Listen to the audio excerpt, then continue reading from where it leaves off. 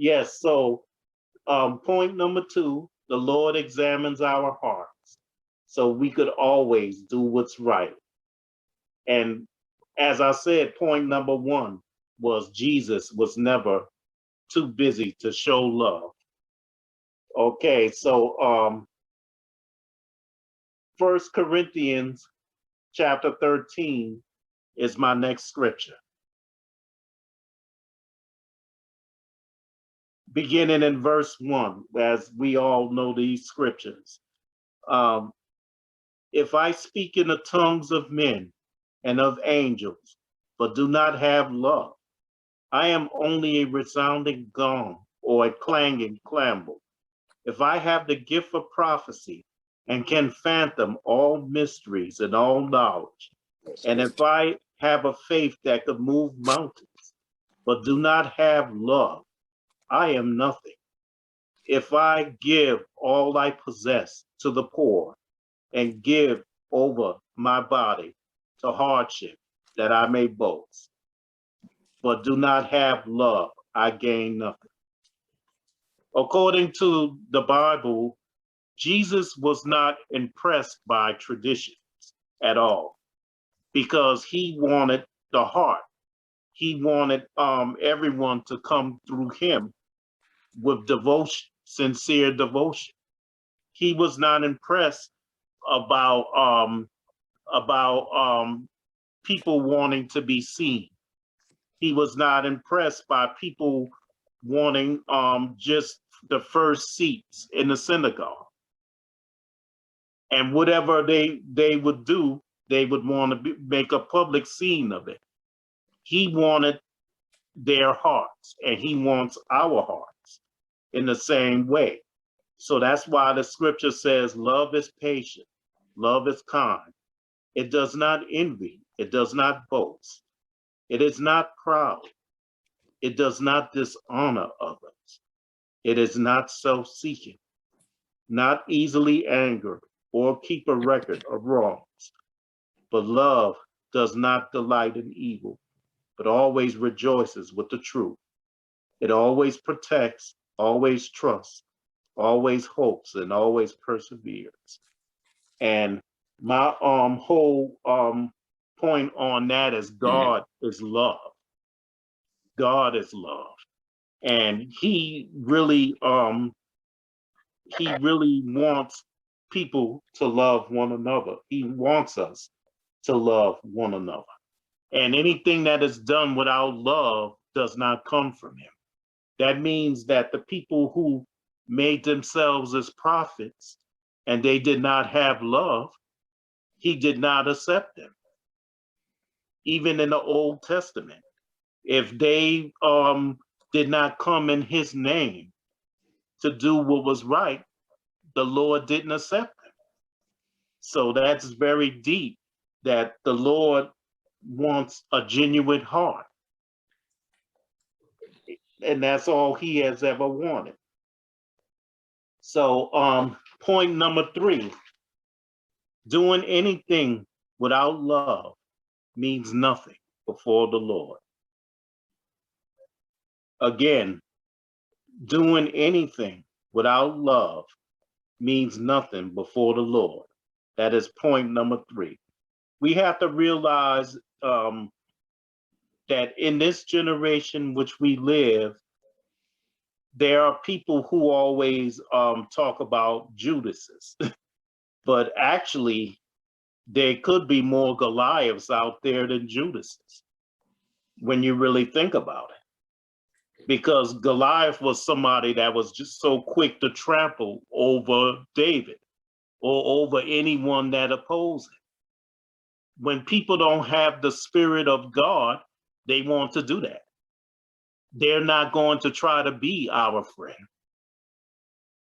And that's the thing, because they don't know God and they don't know love.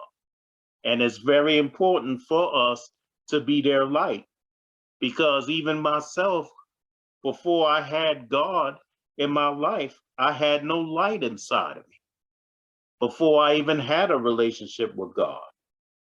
So Goliath was a bully. And I could say for myself, before I had a relationship with God, I was a bully. No, always wanting to trample over people, always wanted things for myself and to make an impression. And that's who Goliath was. So also we have to remember about prejudice itself. Prejudice is not always a race thing. Sometimes generations itself could be prejudice type of thing.